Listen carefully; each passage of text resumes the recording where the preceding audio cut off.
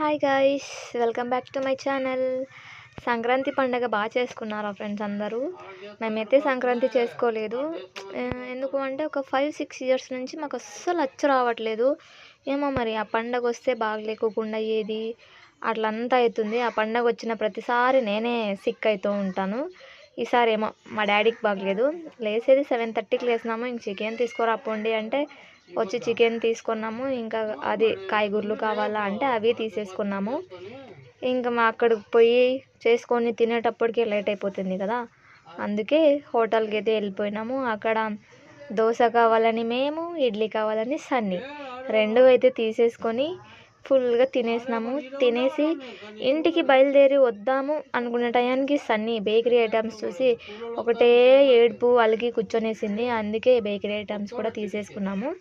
అది తీసేసినాక చూడండి ఎంత ఖుషీగా ఉందో. అసలు లేదనుకో ఏం మాట్లాడిపించినా మాట్లాడేదో అసలు. ఇప్పుడు చూడండి ఏం చెప్పినా చేస్తుంది. ఎంత బాగా ఖుషీగా ఉంది. ఇంటికి అయితే బయలుదేరిపోయినాము.